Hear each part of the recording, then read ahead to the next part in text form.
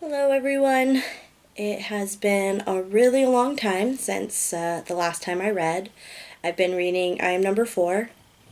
I was actually reading a few books, but I'm gonna stick with reading I Am Number 4.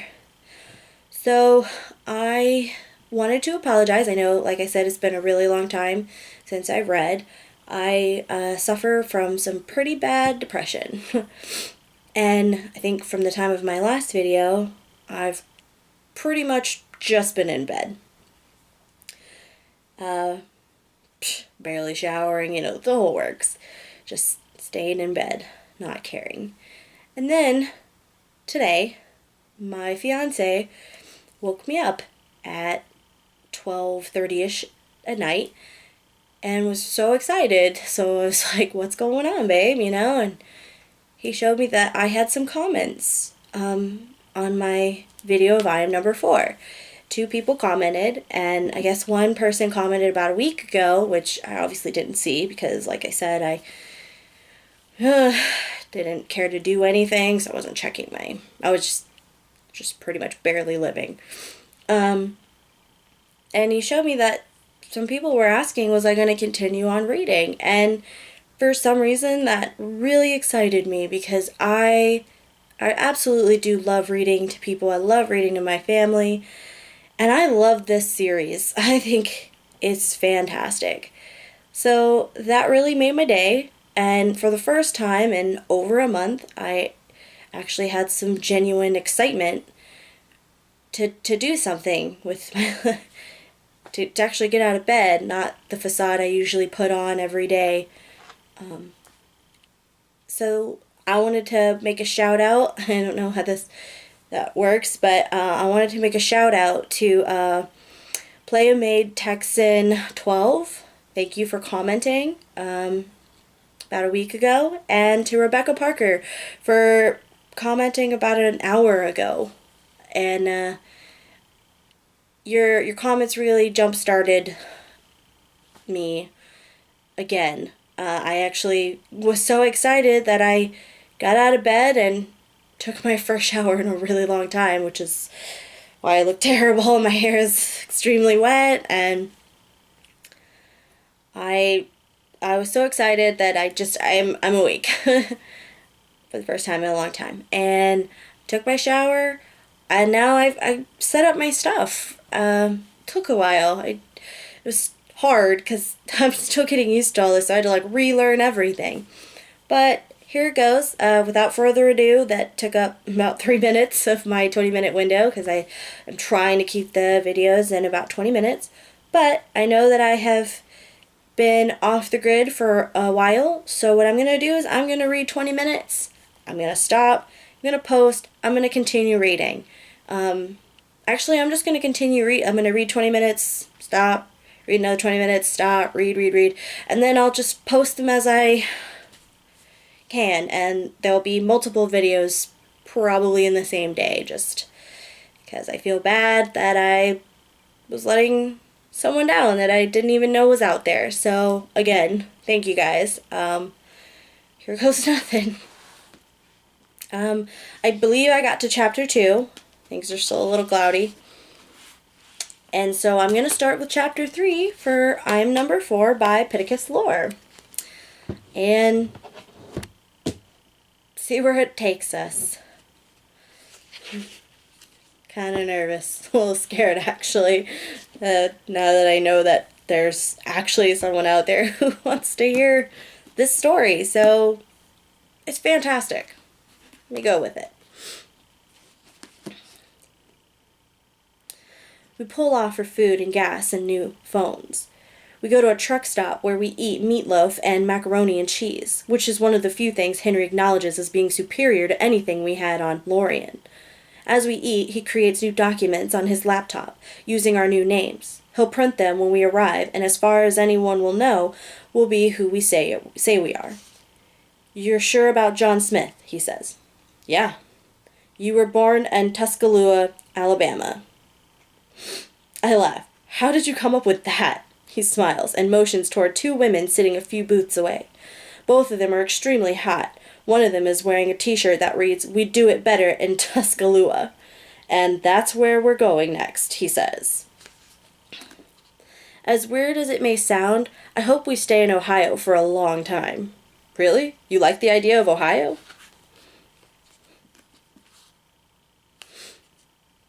I like the idea of making some friends, of going to the same school for more than a few months, of maybe actually having a life. I started to do it in Florida. It was sort of great, and for the first time since we've been on Earth, I felt almost normal. I want to find somewhere and stay somewhere. Henry looks thoughtful. Have you looked at your scars today? No. Why? Because this isn't about you. This is about the survival of our race, which was almost entirely obliterated, and about keeping you alive. Every time one of us dies, every time one of you, the guard, dies, our chances diminish. You're number 4. You're next in line. You have an entire race of vicious murderers hunting you. We're leaving at the first sign of trouble, and I'm not going to debate it with you. Henry drives the entire time. Between breaks and the creation of the new documents, it takes about 30 hours. I spend most of the time napping or playing video games. Because of my reflexes, I can master most of the games quickly. The longest it has taken me to beat any of them is about a day.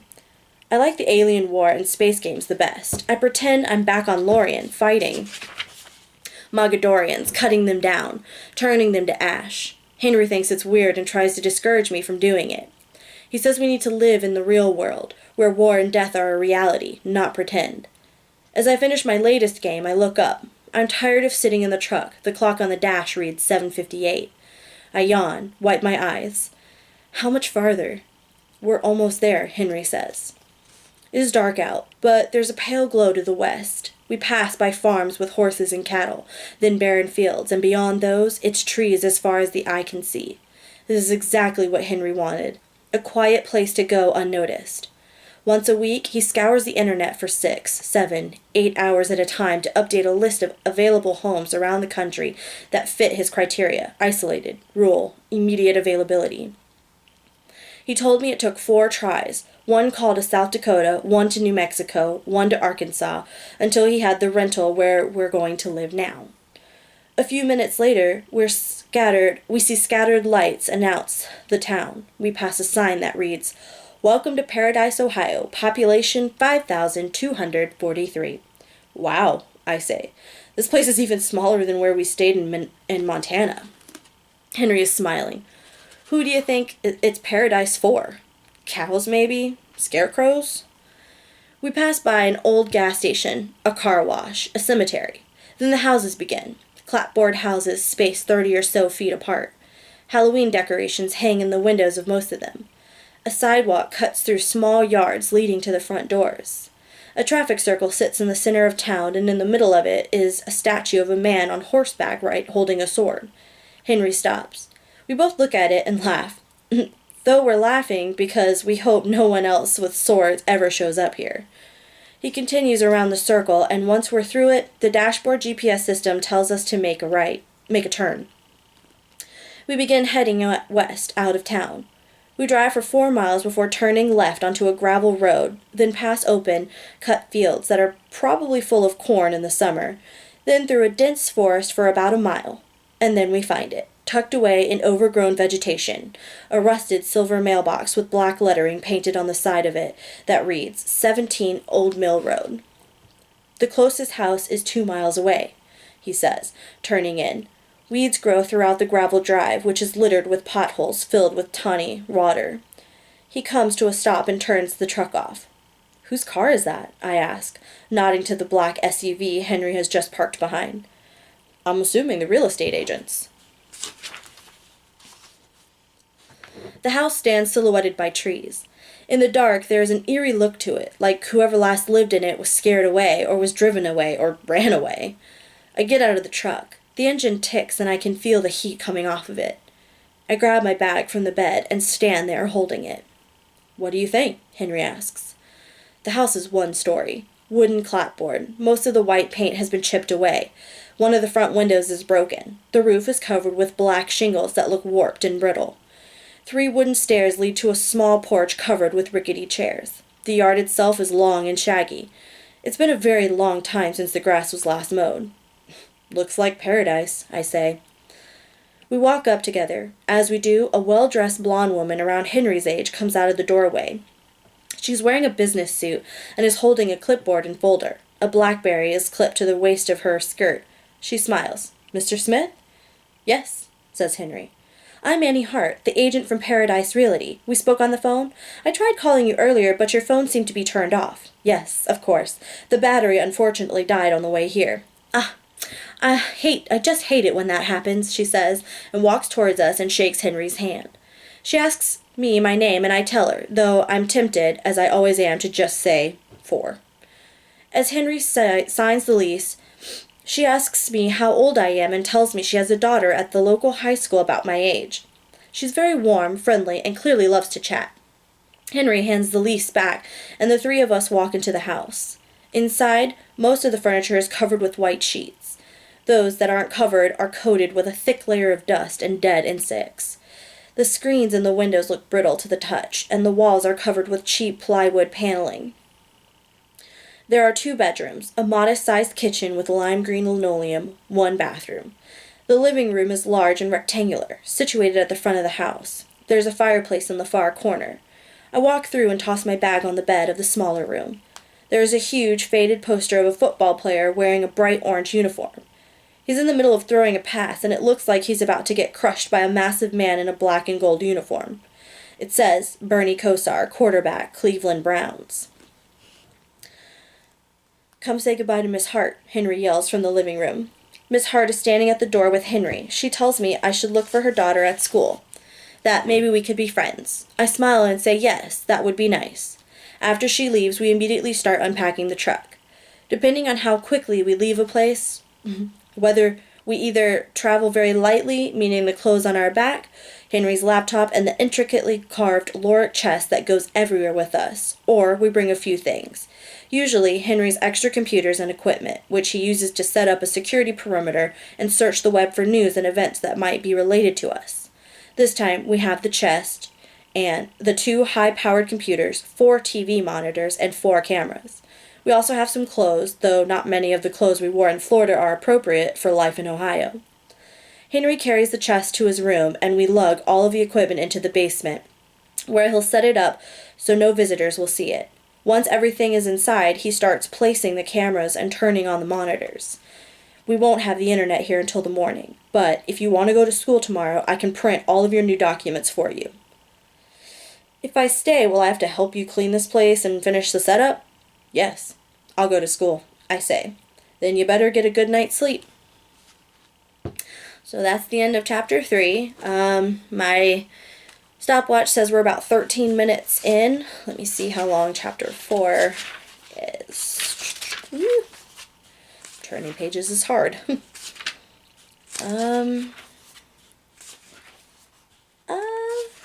It's a really long chapter.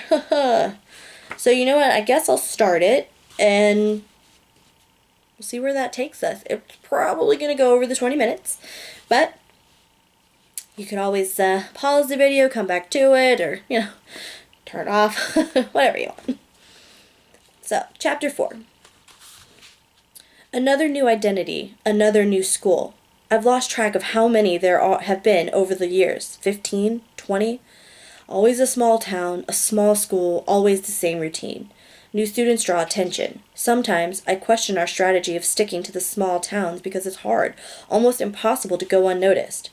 But I know Henry's rationale.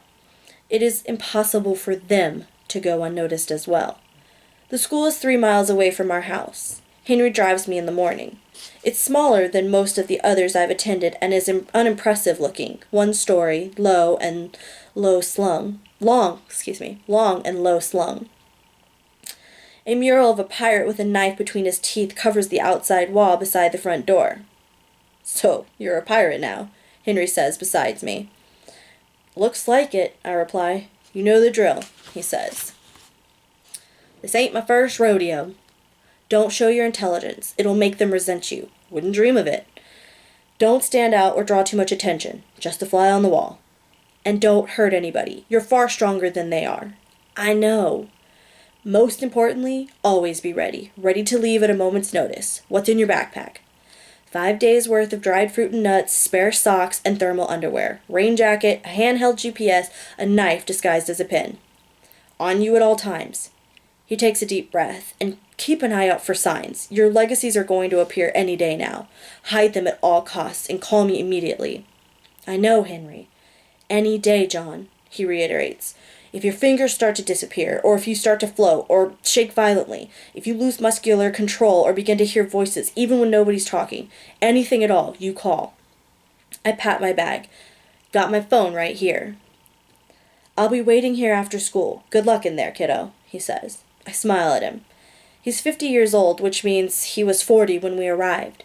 Being his age made for a harder transition. He still speaks with a strong Lorik accent that is often mistaken for French.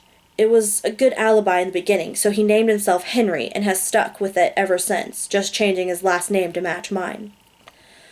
Off I go to rule the school, I say. Be good. I walk towards the building. As in the case with most high schools, there are crowds of kids hanging around outside. They're divided into their cliques. The jocks and the cheerleaders, the band kids carrying instruments, the brains in their glasses with their textbooks and Blackberries, the stoners off to one side, oblivious to everyone else. One kid, gangly with thick glasses, stands alone. He's wearing a black NASA t-shirt and jeans and can't weigh more than 100 pounds. He has a handheld telescope and is scanning the sky, which is mostly obscured by clouds. I notice a girl taking pictures, moving easily from one group to the next. She's shockingly beautiful, with straight blonde hair past her shoulders, ivory skin, high cheekbones, and soft blue eyes. Everyone seems to know her and says hello to her, and no one objects to her taking their picture. She sees me, smiles, and waves. I wonder why, and turn to see if someone is behind me. There are 2 kids discussing math homework, but no one else. I turn back around. The girl walks towards me, smiling. I've never seen a girl so good-looking, much less spoken to one, and I've definitely never had one wave and smile as if we're friends. I'm immediately nervous and start blushing, but I'm also suspicious, as I've been trained to be. As she nears me, she lifts the camera and starts snapping pictures. I raise my hands to block my face. She lowers the camera and smiles. Don't be shy. I'm not. Just trying to protect your lens. My face might break it. She laughs. With that scowl, it might. Try smiling. I smile slightly. I'm so nervous I feel like I'm going to explode. I can feel my neck burning, my hands getting warm. That's not a real smile, she says teasingly. A smile involves showing your teeth. I smile broadly, and she takes pictures. I usually don't allow anyone to take my picture. If it ended up on the internet or in a newspaper, it would make finding me much easier. The 2 times it happened, Henry was furious, got hold of the pictures, and destroyed them. If he knew I was doing this now, I'd be in huge trouble. I can't help it, though. This girl is so pretty and so charming, and she's taking my picture. A dog comes running up to me. It's a beagle with tan floppy ears, white legs and chest, a slender black body. He's thin and dirty as if he's been living on his own. He rubs against my leg, whines, tries to get my attention. The girl thinks it's cute and has me kneel down so she can take a picture of me with the dog. As soon as she starts snapping shots, he backs away. Whenever she tries again, he moves farther away. She finally gives up and shoots a few more of me. The dog sits about 30 feet away watching us. Do you know that dog? She asks. Never seen him before. He sure likes you. You're John, right? She holds out her hand. Yeah, I say. How'd you know? I'm Sarah Hart. My mother is your real estate agent. She told me you'd probably be starting school today, and I should look out for you. You're the only new kid to show up today.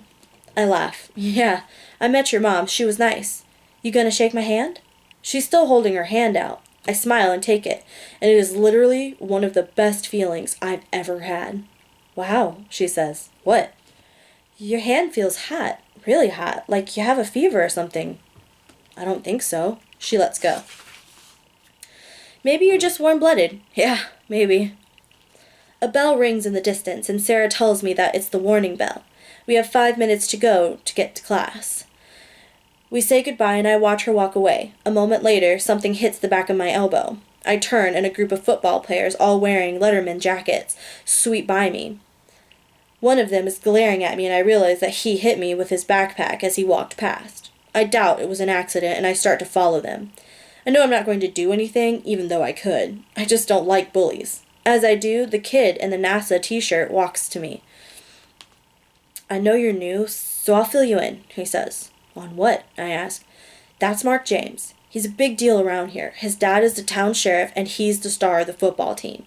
He used to date Sarah when she was a cheerleader, but she quit cheerleading and dumped him. He hasn't gotten over it. I wouldn't get involved if I were you." "Thanks." The kid hurries away. I make my way to the principal's office so I can register for classes and get started. I turn and look back to see if the dog is still around.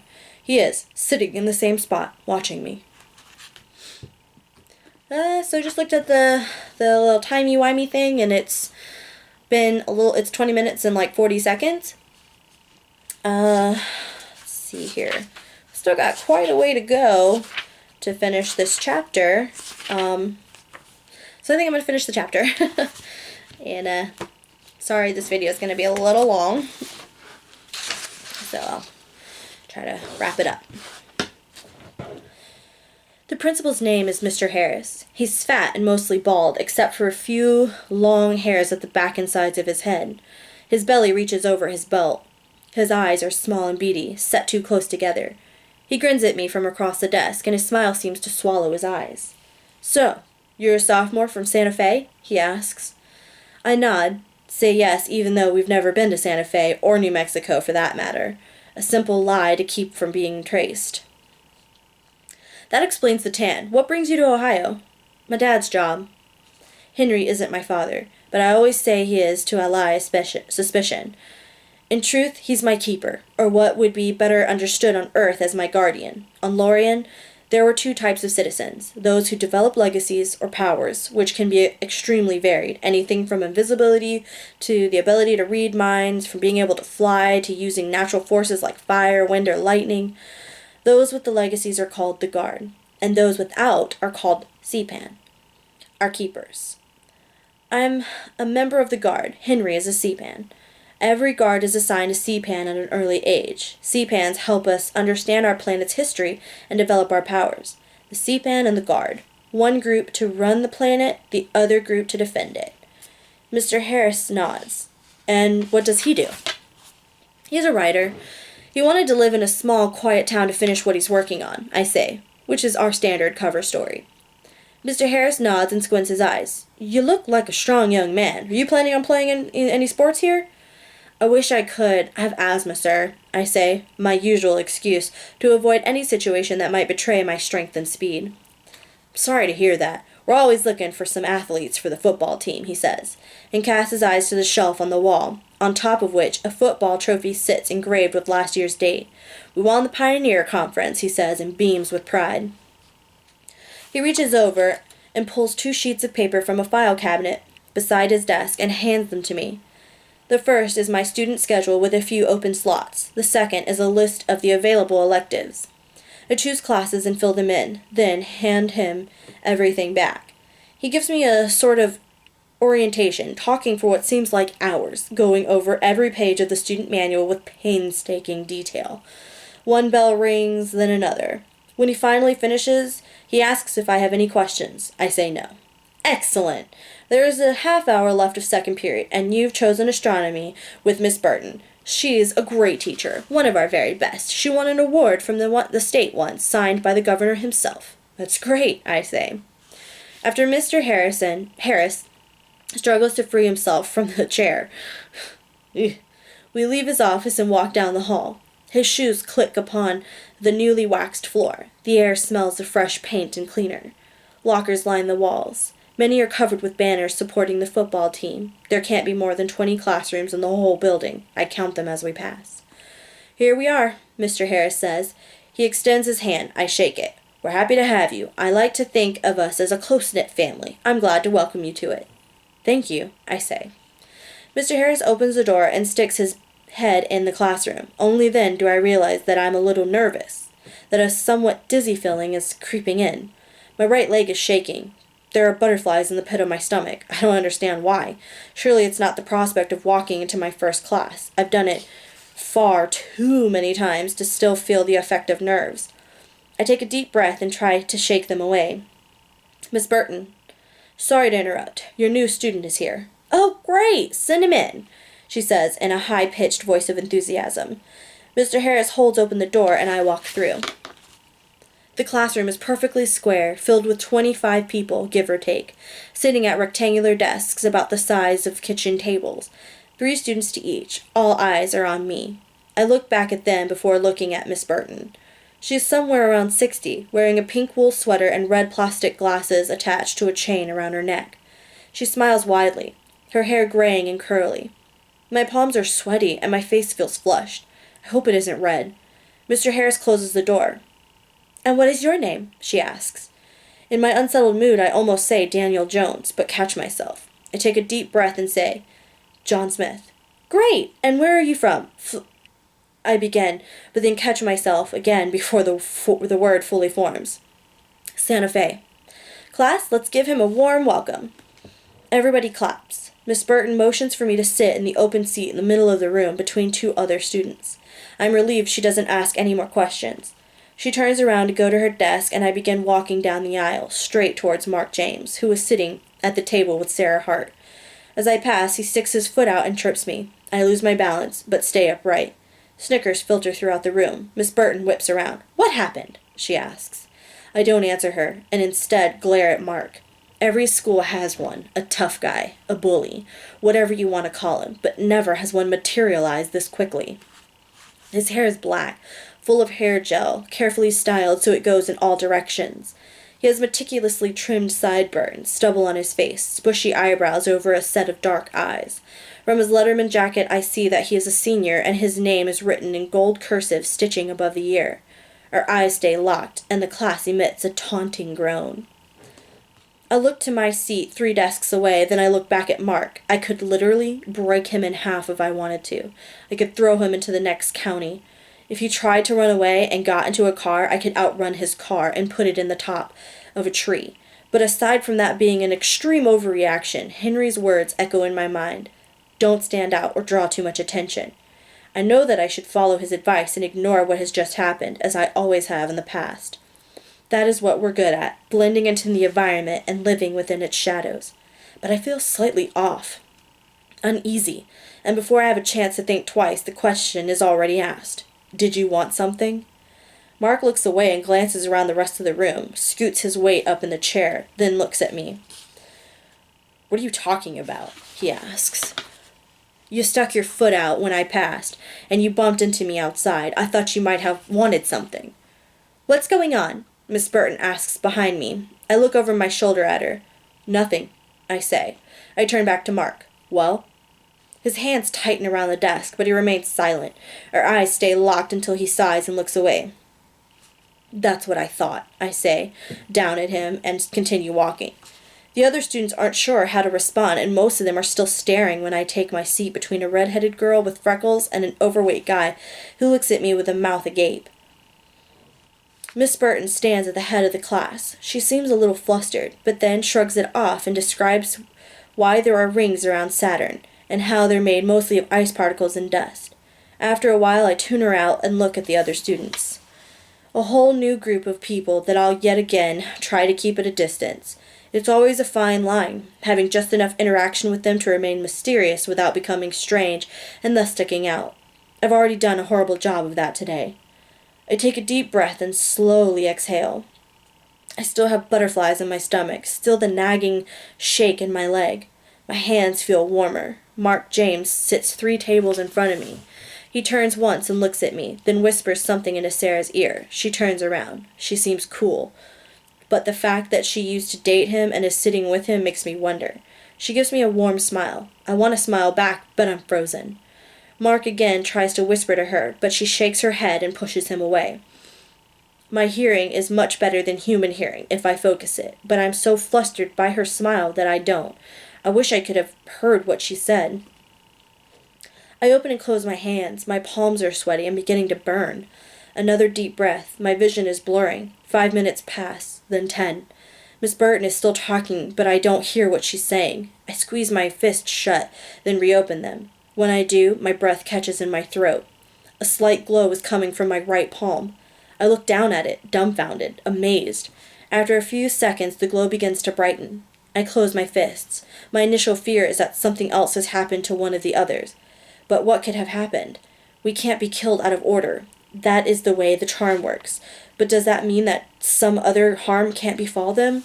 Has somebody's right hand been cut off? I have no way of knowing. But if something had happened, I would have felt it in the scars on my ankles, and only then does it dawn on me. My first legacy must be forming. I pull my phone out of my bag and send Henry a text that says CMEE, though I meant to type come. I'm too dizzy to send anything else. I close my fists and place them in my lap. They're burning and shaking. I open my hands. My left palm is bright red. My right is still glowing. I glance at the clock on the wall and see that class is almost over. If I can get out of here, I can find an empty room and call Henry and ask him what's going on. I start counting the seconds. 60, 59, 58. It feels like something is going to explode in my hands. I focus on the counting. 40, 39. They're tingling now, as though little needles are being stuck into my palms. 28, 27. I open my eyes and stare ahead, focusing on Sarah with the hope that looking at her will distract me. 15, 14. Seeing her makes it worse. The needles feel like nails now, nails that have been put in a furnace and heated until they're glowing. 8, 7. The bell rings, and in an instant I'm up and out of the room, rushing past the other students. I'm feeling dizzy, unsteady on my feet. I continue down the hall and have no idea where to go. I can feel someone following me. I pull my schedule from my back pocket and check my locker number. As luck would have it, my locker is just to my right. I stop at it and lean my head against the metal door. I shake my head, realizing that in my rush to get out of the classroom I left behind my bag with my phone inside of it, and then someone pushes me. "What's up, tough guy?" I stumble a few steps, look back. Mark is standing there, smiling at me. "Something wrong?" he asks. "No," I reply. My head is spinning. I feel like I'm going to pass out, and my hands are on fire. Whatever is happening couldn't be happening at a worse time. He pushes me again. "Not so tough without any teachers around, are you?" I'm too unbalanced to stay standing, and I trip over my own feet and fall to the ground. Sarah steps in front of Mark. "Leave him alone," she says. "This has nothing to do with you," he says. "Right. You see a new kid talking to me, and you try immediately to start a fight with him. This is just one example of why we aren't together anymore." I start to stand up. Sarah reaches down to help me, but as soon as she touches me, the pain in my hands flares up and it feels like lightning strikes through my head. I turn around and start rushing away, in the opposite direction from the astronomy class. I know that everyone will think I'm a coward for running, but I feel like I'm about to pass out. I'll thank Sarah and deal with Mark later. Right now, I just need to find a room with a lock on the door. I get to the end of the hall, which intersects with the school's main entrance. I think back to Mr. Harris's orientation, which included where the various rooms were located in the school. If I remember correctly, the auditorium, band rooms, and art rooms are at the end of this hall. I run towards them as fast as I can in my current state. Behind me, I can hear Mark yelling to me, and Sarah yelling at him. I open the first door I find and shut it behind me. Thankfully, there's a lock, which I click into place. It's a dark room. Strips of negatives hang on drying lines. I collapse onto the floor. My head spins and my hands are burning. Since first seeing the light, I have kept my hands clenched into fists. I look down at them now and see my right hand is still glowing, pulsating. I start to panic. I sit on the floor, sweat stinging my eyes. Both hands are in terrible pain. I knew to expect my legacies, but I had no idea it would include this. I open my hands and my right palm is shining brightly, the light beginning to concentrate. My left is dimly flickering, the burning sensation almost unbearable. I wish Henry was here. I hope he's on his way. I close my eyes and fold my arms across my body. I rock back and forth on the floor, everything inside of me in pain. I don't know how much time is passing. 1 minute? 10 minutes? The bell rings, signaling the start of the next period. I can hear people talking outside the door. The door shakes a couple of times, but it's locked and nobody will be able to get in. I just keep rocking, eyes closed tightly. More knocks begin to fall on the door, muffled voices that I can't understand. I open my eyes and can see that the glow from my hands has lit up the entire room. I squeeze my hands into fists and try to stop the light, but it streams out between my fingers. Then the door really starts shaking. What will they think of the light in my hands? There's no hiding it. How will I explain it? "John, open the door. It's me," a voice says. Relief floods through me. Henry's voice, the only voice in the whole world I want to hear. Okay, so that was chapter 4. we're at 35 minutes. Yee! That's a lot longer than 20. Sorry. Hopefully you liked it, and I'm gonna call it a quit for this video, and then I'm gonna turn this one off, and then I'm gonna start recording again since I'm in a good mood. That's exciting. And yeah, so again, thank you to people who've commented. You really will have no idea how much that meant to me at this time. So thanks and bye. Okay, gotta remember how to turn this off. I think it's this. Nope, this button. Nope, that's not a button.